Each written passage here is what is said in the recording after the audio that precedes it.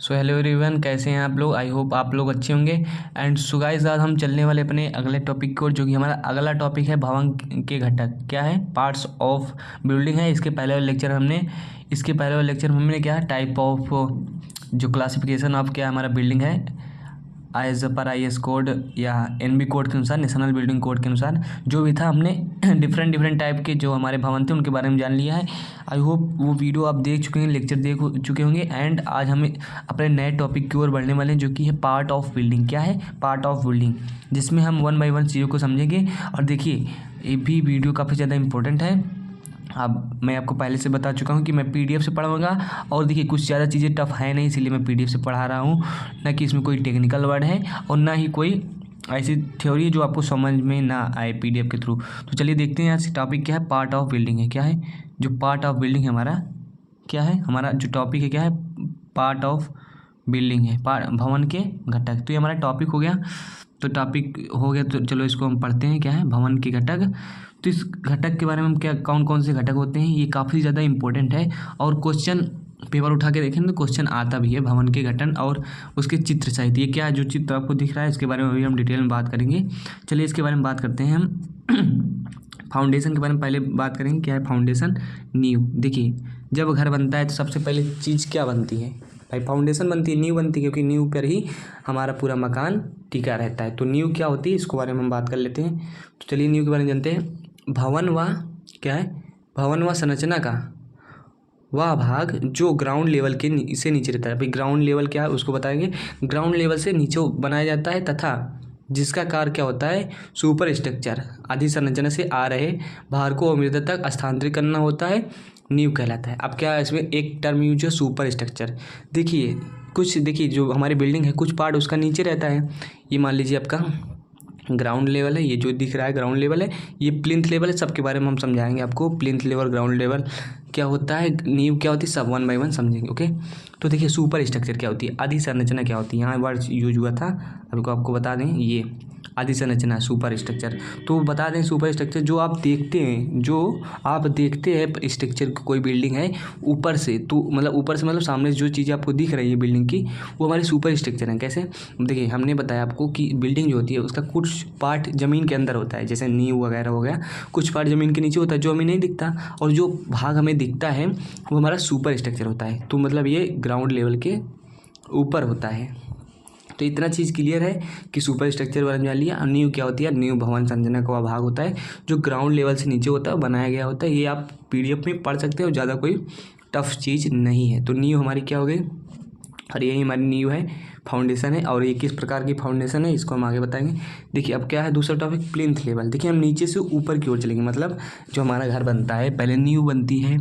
नींव बनने के बाद हम फ्लोर फर्श पे आते हैं, दीवारें बनती है, छत बनती है, फिर दूसरा मंजिल बनता है। तो यहाँ से हम चीज़ों को क्लियर करते चलेंगे।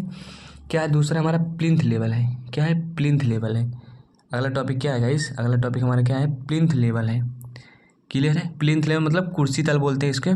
तो ये आपका घर बना है यार, कुर्सी तल ये सब चीज़ें आप जानते हैं, पहले से नहीं जानते तो हम आपको बता रहे हैं कुर्सी तल क्या होता है। क्लियर है कि भूमितल से क्या है, भूमितल व फर्श के बीच ऊर्ध्वाधर ऊंचाई को ही कुर्सी तल कहते हैं। इसका उद्देश्य घर में बरसात के पानी को कीड़े मकोड़ों से घर से ना आ पाए, इसीलिए बनाया जाता है। तो ये सब इसका हो गया, डिफिनीशन हो गया। इसके बाद देखिए, ये जो प्लिंथ लेवल हमने बनाया है, ये जो हमारा पिक्चर है, क्या है, जो पिक्चर बना है, इसको आपको समझना पड़ेगा। ये अगर आप बिल्डिंग ड्राइंग पढ़ेंगे तो ये तो पिक्चर आपके लिए कुछ नहीं है। ये किसी भी मान लो संरचना है, कोई 2 मंजिला इमारत है, उसका क्रॉस सेक्शन है। क्रॉस सेक्शन इसको मतलब काट के साइड से देखा गया है। तो ऐसे देखेगा, side view, top view, front view क्या होता है। सिविल इंजीनियरिंग में आ गए तो इतना तो आपको मालूम ही होना चाहिए, क्योंकि आप पॉलिटेक्निक फर्स्ट सेमेस्टर में ही है बिल्डिंग, वो क्या कहते हैं, इंजीनियरिंग ड्राइंग पढ़े होंगे, तो उसमें आपको प्लान, एलिवेशन ये सब बताया होगा। तो ये सामने से देखने पे साइड व्यू है हमारा बिल्डिंग का, अगर काट के देखेंगे बिल्डिंग को साइड व्यू से। ओके, तो ये है। तो क्या होता है प्लिंथ लेवल, कुर्सी तल। प्लिंथ लेवल क्या होता है, वो हमारा एक डिस्टेंस होता है किसके बीच में, ये जो ग्राउंड लेवल दिख रहा है आपको, ये ग्राउंड लेवल से जो प्लिंथ लेवल के बीच में ऊर्ध्वाधर दूरी होती है। ये कितनी होनी चाहिए, 45 से 60 होनी चाहिए, या 45 से 90 कह सकते हो। कितनी होनी चाहिए प्लिंथ लेवल की दूरी, 45 से 90 क्या होनी चाहिए सेंटीमीटर में। तो इसको आप नोट कर सकते हैं, ये डाटा अच्छा है। तो उधार ये आप पढ़ सकते हैं प्लिंथ लेवल के बारे में, आई होप आप जान गए होंगे। अब क्या आता है आपका, अब आगे पढ़ते हैं, आगे क्या आता है हमारा, अब डैम प्रूफ कोर्स। अब ये क्या है यार, डीपीसी। डीपीसी क्या आता है, डीपीसी, इसको हिंदी में बोलते, शॉर्ट में बोलते हैं डीपीसी। डीपीसी तो सील रोक रद्दा, सील मतलब सीलन को रोकने वाला रद्दा। क्या होता है, कुर्सी तल के ऊपर सीमेंट कंक्रीट की मसाले के प्रयोग कर से बनाई गई एक दीवार जो पूरी तरह से चौड़ाई जो होती है, दीवार की चौड़ाई बराबर होती है, उसकी मोटाई कितनी होती है, 2 से 2.5 सेंटीमीटर, 4 सेंटीमीटर कह सकते हैं, की परत चढ़ा देती है, जिससे सीलन नमी रुक जाती है। जाहिर सी बात है, जो ग्राउंड लेवल है उससे जो नमी आ रही है, वो नमी को भी रोकना जरूरी है, नहीं सीलन से हमारी स्ट्रक्चर डैमेज हो सकती है। ओके, तो यहाँ हम समझ सकते हैं, देखिए आपको दिखा दें डीपीसी कहाँ हुई है।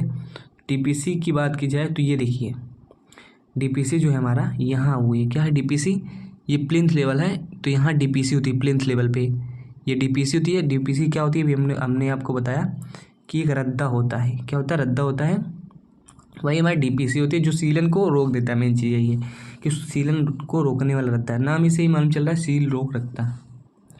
क्लियर है, चलिए आगे बढ़ते हैं। वॉल्स, पिलर और कॉलम, क्या है टॉपिक, क्या है, दीवार, खंभा, प्रस्तंभ। तो जाहिर सी बात है इसमें कुछ है नहीं, ये भवन है, भवन, ये सब भवन के ऐसे अंग होते हैं जो छतों को एक आधार प्रदान करते हैं, आने वाले भारों को नीचे नींव तक पहुंचाने में मदद करते हैं। जाहिर सी बात है भाई, अगर हमारे घर में पिलर, कॉलम, दीवारें ना रहें तो छत किस पे टिकेगा, छत हवा में थोड़ी ना उड़ेगा। तो ये हो गए दीवार और खंभे, पिलर्स के बारे में। क्लियर है, अब देखिए चलिए, अब देखते हैं आर्क। आर्क क्या है, डार्ट। डार्ट के बारे में पढ़ेंगे कि डार्ट क्या है, तो डार्ट इसके बारे में पढ़ेंगे। डार्ट, ये आर्क नया नाम सुन रहे होंगे। तो दीवारों के खुले भागों को पाटने के लिए और उसमें आ रहे भारों को और मृदा तक पहुंचाने के लिए बनाई गई वक्राकार संरचना आर्क कहलाती है। क्लियर है, क्या है आर्क कहलाती है। देखिए आप देखिए हो घर में, जैसे आपकी खिड़की हो गई या दरवाज़ा हो गया, मान लीजिए खिड़की है दरवाज़ा है, तो जो खिड़की वगैरह है भाई, यहाँ तो खाली स्थान है, या मान लीजिए खिड़की लगी है, तो ऊपर से जो ईंटें लगी हुई हैं, हमारी ईंटें लगी हुई हैं, ऊपर ब्रिक वर्क हुआ है, ऐसे ऐसे ब्रिक वर्क हुआ है ना, तो उसका भार तो आ रहा होगा ना, तो उस भार को संभालने के लिए क्या बनाया जाता है, आर्क बनाया जाता है। क्या बनाया जाता है, आर्क बनाया जाता है। क्लियर है, तो गाइज आप आर्क के बारे में जान चुके हैं। अब अगला टॉपिक क्या है, अगली चीज़ क्या है, सनसेट। सनसेट है हमारा, सनसेट क्या है, सनसेट है, तो ये क्या होता है, सन, जैसे सन हो गया, सन माने सूर्य जानते हैं, सूर्य रोशनी, धूप, बरसात व पानी की पानी को खिड़कियों में प्रवेश करने से रोकने के लिए बनाई गई। ये सब लिखा है यहाँ कि सूर्य की रोशनी व बरसात व पानी का खिड़कियों से प्रवेश रोकने के लिए बनाई गई संरचना सनसेट कहलाती है। जाहिर सी बात है, सनसेट आप देखे होंगे क्या होता है कि जहाँ खिड़की वगैरह लगी होती है, वहाँ डायरेक्ट अगर खिड़की पे मान लीजिए बरसात हो रही है, बरसात का बौछार का पानी आ रहा है, तो डायरेक्ट आपके रूम में एंट्री कर जाएगा। तो उस चीज़ को बचने के लिए क्या करते हैं, हम सनसेट लगाते हैं। क्या होता है, सनसेट, सनसेट बना देते हैं, खिड़कियों के आगे जो निकला हुआ पोर्शन होता है वो सनसेट होता है। क्लियर है, एंड अब क्या आता है हमारा रूफ। रूफ के बारे में जानते हैं यार, रूफ कुछ ज़्यादा खास नहीं, बट आपको पढ़ना है बस इनके बारे में। क्या है, पढ़ना है बस। तो भवन में रहने वाले लोगों को वर्षा, धूप, सर्दी आदि वातावरणीय प्रभाव से बचाने के लिए दरवाजे की दीवारों के ऊपर बनाई गई संरचना जो छत कहलाती है। क्लियर है यार, ज़्यादा कुछ है ही नहीं, आप इसको बस पढ़ लीजिए, एग्जाम्स ऐसे ही मिनटों में क्लियर हो जाएगा। सो चलिए, ये हमारा हो गया पूरा। अब हम अपने चलने वाले हैं अगले चैप्टर की ओर। जी हाँ गाइस, अब हम चलने वाले अपने अगले चैप्टर की ओर, जो कि बहुत ही इंपॉर्टेंट है और सिंपल है यार, कुछ नहीं इसमें। आप देख सकते हैं हमारा अगला चैप्टर आ गया है foundation and it's type. Foundation, अभी तो हम फाउंडेशन पढ़े थोड़ा ना, तो वो पार्ट ऑफ बिल्डिंग थी, लेकिन अब एक एक पार्ट को हमें पढ़ना है। तो ये आपका टॉपिक हो गया फाउंडेशन ऑफ बिल्डिंग। क्लियर है, चलिए दूसरा कलर यूज कर लेते हैं। चलिए ये कलर यूज कर, तो चलिए फाउंडेशन ऑफ बिल्डिंग हो गया हमारा। क्या हो गया, फाउंडेशन ऑफ, फाउंडेशन है इट्स टाइप। क्लियर है, तो संरचना का वह भाग आपको पहले ही बता दिया जब हम पार्ट ऑफ बिल्डिंग पढ़ रहे थे। तो संरचना का वह भाग जो सब सॉइल के संपर्क में रहता है तथा सुपर स्ट्रक्चर पर आ रहे भारों को आसानी से, सुपर स्ट्रक्चर क्या होता है बता दिया, बड़े विस्तृत क्षेत्र पे फैलाता है। संरचना क्या कहलाता है, फाउंडेशन, नींव कहलाता है। यार एकदम इजी है, क्लियर है, ज़्यादा कुछ है नहीं। संरचना का वह भाग जो अवमृदा, सब सॉइल क्या होता है, देखिए ग्राउंड लेवल होता है, क्या होता है, ग्राउंड लेवल होता है। ग्राउंड लेवल मतलब जहाँ यार आप, जो प्लिंथ लेवल के नीचे होता है ग्राउंड लेवल होता है, जहाँ पर आप चलते फिरते ग्राउंड लेवल पे, ओके। तो क्या होता है कि वो उस पे जो मिट्टी होती है वो मृदा होती है, उसके नीचे की जो मिट्टी होती है वो अवमृदा होती है, क्लियर है, वो अवमृदा होती है हमारी। चलिए दूसरा कलर ले लेते हैं, ये कलर अच्छा नहीं है। तो यार हो गया संरचना क्या हुआ भाग जो क्या कहता है अवमृदा के संपर्क में रहता है तथा सुपर स्ट्रक्चर पे आ रहे भारों को आसानी से बड़े विस्तृत क्षेत्र पे फैलाता है, क्या न्यू कहलाता है। तो इसको आप लिख लीजिएगा और एक बार पढ़ लीजिएगा, पीडीएफ आपको मिल जाएगा। आप मेरा टेलीग्राम ग्रुप ज्वाइन कर सकते हैं, आपको लिंक भी मिल जाएगी वीडियो में, ओके। क्या है पर्पस ऑफ फाउंडेशन, नींव के उद्देश्य, टॉपिक क्या है हमारा, नींव के क्या है उद्देश्य, नींव क्यों बनाते हैं भाई, नींव क्यों बनाते हैं इसको मैं बताना है कि नींव के उद्देश्य क्या है। तो समतल पहला टॉपिक क्या है, इसको आप लिखेंगे ऐसे परीक्षा में आ गया है, तो नींव के उद्देश्य क्या है, तो समतल ठोस आधार प्रदान करना, जाहिर सी बात है। नींव इसलिए बनाते हैं, नींव भवन संरचना को, नींव क्या है, नींव भवन संरचना को एक ठोस या समतल आधार प्रदान करता है जिससे दीवार पलटने न पाए, जाहिर सी बात है, एक समतल और ठोस आधार प्रदान करता है जिसमें हमारा बिल्डिंग खड़ी रहती है। दूसरा क्या है, भार का समान रूप से वितरण। जी हाँ गाइस, जो हमारा फाउंडेशन होता है वो भार का समान रूप से वितरण करता है। अगर फाउंडेशन नहीं रहेगा तो कहीं ज़्यादा कहीं कम लोड लगेगा। अगर पॉइंट लोड है तो हमारी स्ट्रक्चर धंसने की समस्या रहती है, तो और भी समस्या रहती है। तो भार का समान रूप से वितरण कर देता है, कहीं सेंट्रिक लोड नहीं लगने पाता। क्लियर है, तो पीडीएफ आप पढ़ते जाइए मेरे साथ साथ और सुनते जाइए बस। अगर नोट्स बना रहे तो अच्छी बात है, नहीं बना रहे तो कोई बात नहीं, पीडीएफ भी आपको मिल जाएगा। क्लियर है, आप देख सकते हैं स्थिरता प्रदान करता। अगला टॉपिक, ये क्वेश्चन का टॉपिक है, बहुत इंपॉर्टेंट है। फाउंडेशन ऑफ, जो फाउंडेशन है इसका आता है कि नींव के उद्देश्य बताइए, तो उसमें लिखना पड़ेगा आपको। तो आप एक बार पढ़े रहेंगे, लिख लेंगे। स्थिरता प्रदान करता, नींव भूमि तल से नीचे बनाई जाती है, जाहिर सी बात है यार, भूमि तल मतलब ग्राउंड लेवल, क्या होता है ग्राउंड लेवल से नीचे बनाई जाती है, जिससे संरचना का एक पकड़ मिल जाती है और संरचना को सामर्थ्य में स्थिरता मिल जाती है। टॉपिक की तरह स्थिरता प्रदान करता है, तो स्थिरता के बारे में बता दिए कि कैसे स्थिरता प्रदान करता है। आप पढ़ लीजिए इसको, अपने अनुसार अपने लैंग्वेज में लिखिएगा, जरूरी नहीं IGT जैसे लिखा है पीडीएफ में वैसे नहीं, ओके। एंड ये हो गया, अब हम और इसको बारे में जान लेते हैं डिटेल से। दूसरा क्या होता है, अधिसंरचना को संभालना। अधिसंरचना क्या होती है, सुपर स्ट्रक्चर, जो हमारे ऊपर की स्ट्रक्चर होती है जो हमें दिखता है रियल में, वो हमारा सुपर स्ट्रक्चर होती है, उसको संभालना या सुपर स्ट्रक्चर को संभालता है। तो इतना सा छोटा सा टॉपिक हो गया। एंड अब पढ़ने वाले हैं बहुत इंपॉर्टेंट टॉपिक जो कि है types of foundation. Types of क्या है guys, types of foundation, foundation के प्रकार के बारे में पढ़ना है, पढ़ना है क्या, टाइप्स ऑफ फाउंडेशन। तो समानता बताया गया इसमें। समानता नींव फाउंडेशन का वर्गीकरण दो भागों में किया गया, दो प्रकार से किया गया, ये कह सकते हो। एक उथली नींव है, एक गहरी नींव। उथली नींव गहरी नींव क्या होती है, कुछ नहीं होती यार, एकदम सिंपल है। चलिए इसके बारे में बात करते हैं। शालो फाउंडेशन को हिंदी में क्या बोलते हैं, उथली नींव बोलते हैं इसे। क्लियर है, तो जब नींव की गहराई, देखिए नींव में क्या होती है, गहराई चौड़ाई होती है। नींव है भाई तो उसकी कुछ गहराई होगी, कुछ चौड़ाई भी होगी। तो जब नींव की गहराई उसकी चौड़ाई के बराबर, ये चौड़ाई से कम हो जाती है तो उथली नींव हो जाती है। उथली मतलब जानते हैं ज़्यादा गहरी नहीं होगी। तो ये कंडीशन कब होगी, शालो फाउंडेशन के लिए। जो बी होगा, बी मतलब चौड़ाई जो होगा वो कह सकते हैं ज़्यादा होगा डी से, मतलब डेप्थ से, या बराबर होगा। समझिए बात को, चौड़ाई जो है वो चौड़ाई क्या है, हमारी गहराई से ज़्यादा है या बराबर है। या इसको आप इस तरह भी कह सकते हैं, जो हमारी डेप्थ है डी, वो क्या है, वो कम है चौड़ाई बी से या बराबर है चौड़ाई के, ये भी कह सकते हैं। डेप्थ में, डेप्थ क्या होता है, मतलब डी डेप्थ हो गया, बी ब्रेथ हो गया, मतलब चौड़ाई हो गया। तो डी कम रहेगा बी से या बराबर रहेगा, तो ये कंडीशन भी हो सकती है। सही से समझिएगा, समझ में आएगा। शालो फाउंडेशन की ये परिभाषा हो गई। अब इसके प्रकार देखते हैं कि शालो फाउंडेशन, देखिए बहुत इंपॉर्टेंट है, प्लीज़ समझिएगा कायदे से। शालो फाउंडेशन क्या है, शालो फाउंडेशन के बारे में समझते हैं। इस पे निम्न प्रकार की होती है, निम्न प्रकार की होती है सॉल्व फाउंडेशन। जो हमारे सालों उथली नहीं होती है वो निम्न प्रकार की होती है। कौन कौन सी आप देख सकते हैं। पहली बात तो सालों नींव निम्न प्रकार की होती है। कौन कौन सी प्रकार होती है वो बाद में जानेंगे। पहले देखिए, एक होती है खसकेदार नींव। खसकेदार नींव क्या होती है? खसकेदार नींव। एक होती है खसकेदार नींव।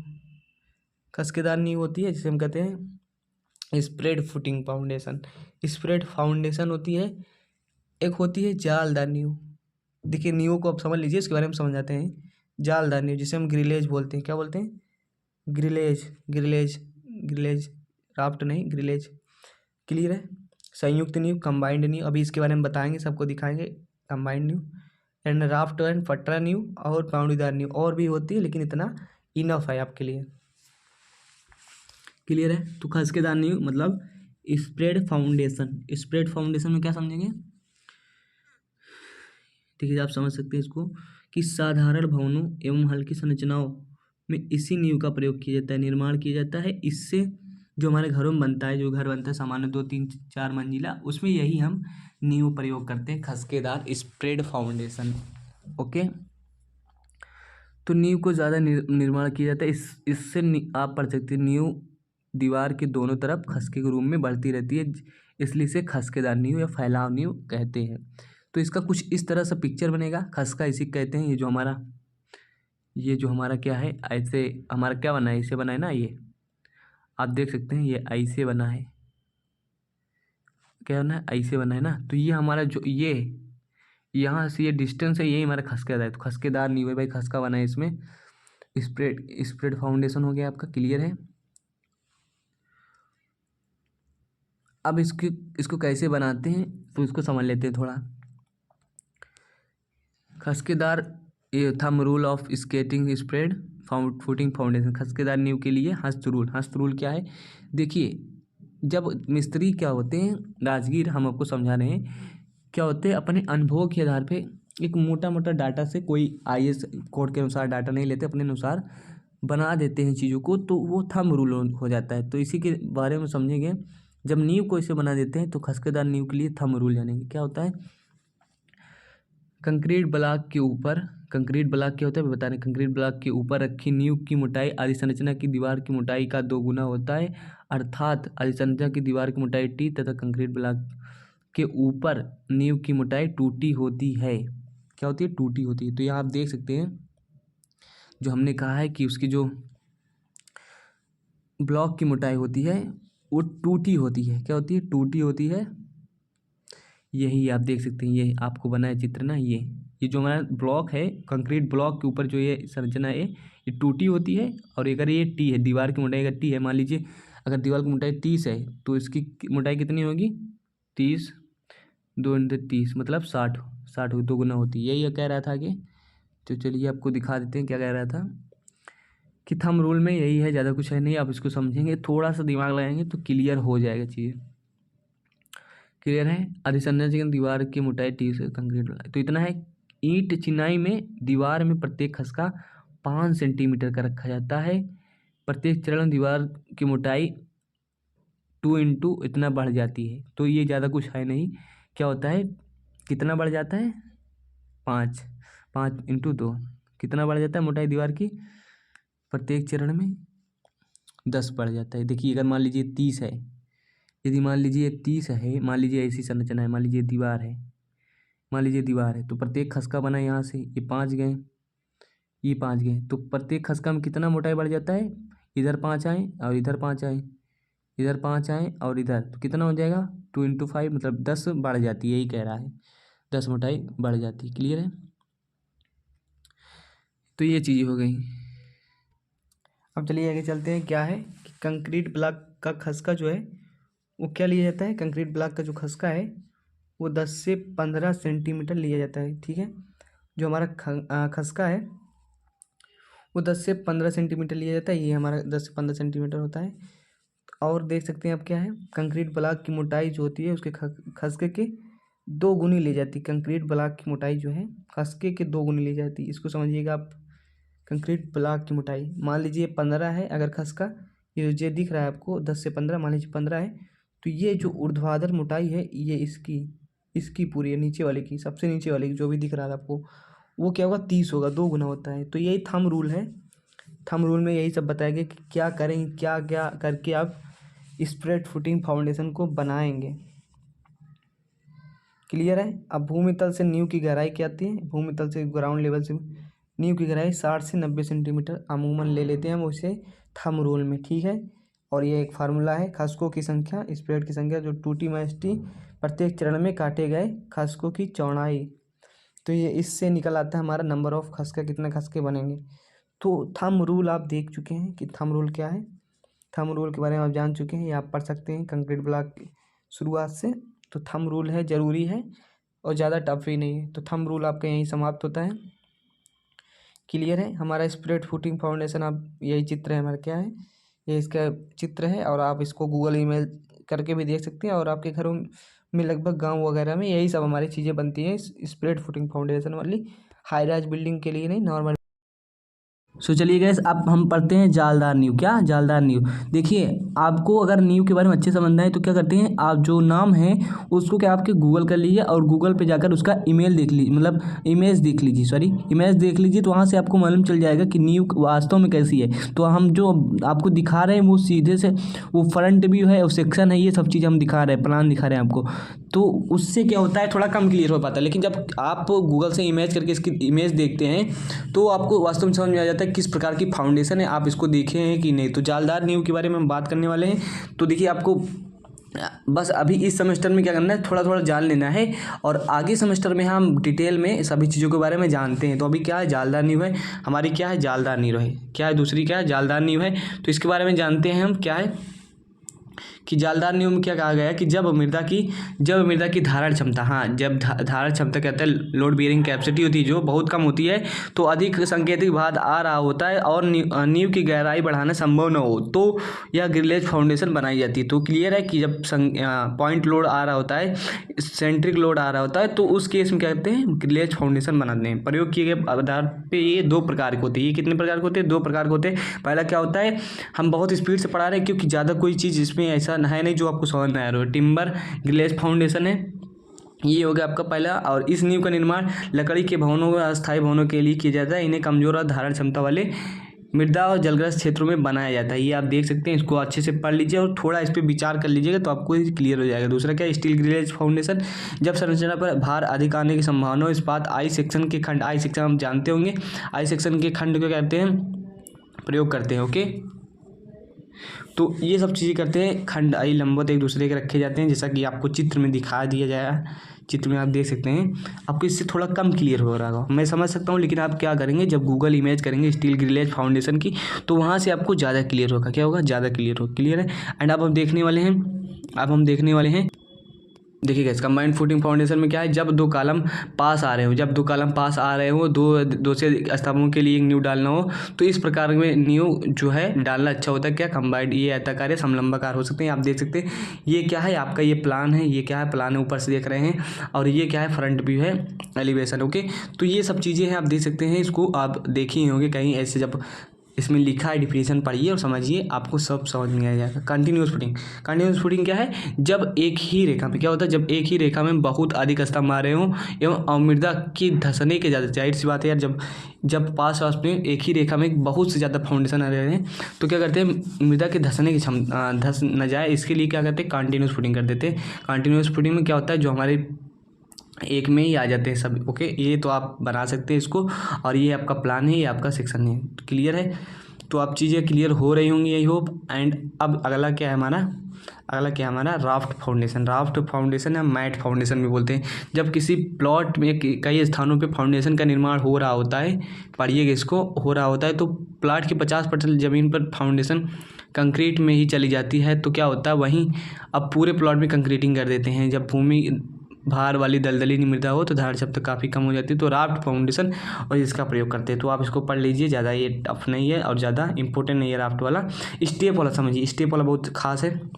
स्टेप फुटिंग फाउंडेशन क्या है, स्टेप का क्या है, स्टेप फुटिंग फाउंडेशन जो है स्टेप और बेंच, इसको कदमचे या पौड़ीदार वाले, ये नींव कहाँ बनती है, पहाड़ी वाले क्षेत्रों में, जहाँ पर मृदा की धारण क्षमता तो अच्छी होती है परंतु ये ढाल में होती है। जाहिर सी बात है जो पहाड़ी वाले क्षेत्र होंगे तो वहाँ कुछ ऐसे रहता है, मान लो चाहिए, तो यहाँ नींव बनाना कठिन होता है, तो यहाँ हम क्या करते हैं स्टेप्ड या ये वाले नींव बनाते हैं। तो जगहों पर नींव की लंबाई गहराई अधिक खोदना होता है, जो आप आसान नहीं होता, इसके लिए हम स्टेप्ड या फाउंडेशन का प्रयोग करते हैं, जैसा कि आपको चित्र में शो हो रहा होगा। ये क्या है, ये हम ऐसे बना देते हैं इसको, जो कि ढालू क्षेत्रों में होता है।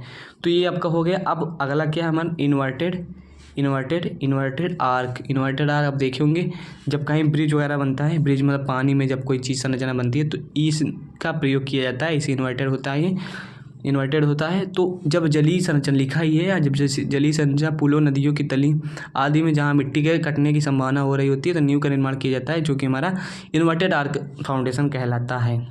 डीप फाउंडेशन की बात की जाए, अब ये हमारा कंप्लीटली क्या हो गया, हमारा सालो फाउंडेशन हो गया हमारा, मतलब उथली नींव हो गया। क्या हो गया, उथली नींव के बारे में हो गया हमारा। अब हम पढ़ेंगे किसके बारे में, किसके बारे में डीप फाउंडेशन के बारे में पढ़ेंगे, जो कि गहरी नींव होती है। क्या होती है, गहरी नींव होती है। तो आई होप देखिए आपको इतनी चीज़ें क्लियर हो गई होंगी कि फाउंडेशन क्या होता है, कितने प्रकार के होते हैं, 2 प्रकार के होते हैं मेनली। हम आपको दिखा दें क्या क्या आपने पढ़ा, ये सब चीज़ें आपने पढ़ ली है, सब चीज़ें आप पढ़नी है। वीडियो को स्टॉप करके आप देख सकते हैं और इसको लिख भी सकते हैं, समझ भी सकते हैं, फिर से देख सकते हैं। तो ये सब चीज़ें हमने पढ़ ली है, लगभग इतनी चीज़ें हमारा क्लियर हो गई हैं। तो अब मिलते हैं नेक्स्ट वीडियो में, तब तक के लिए बाय बाय। क्योंकि वीडियो काफ़ी ज़्यादा लंबा हो रहा है, तो आप भी बोर हो जाएंगे, चीज़ों को आपको समझना है। तो यदि गाइस चैनल पर नए हैं तो प्लीज़ चैनल को सब्सक्राइब कर लीजिए, और वीडियो को यदि नहीं देखे हैं तो इसके पहले वाले वीडियो को देखिए, फिर इसको देखिए, विद कंटिन्यू अगर आप देखेंगे तो चीज़ें 1 बाय 1 क्लियर होंगी। और यदि कोई विशेष प्रॉब्लम हो प्लीज़ कमेंट कीजिएगा। So thanks for watching.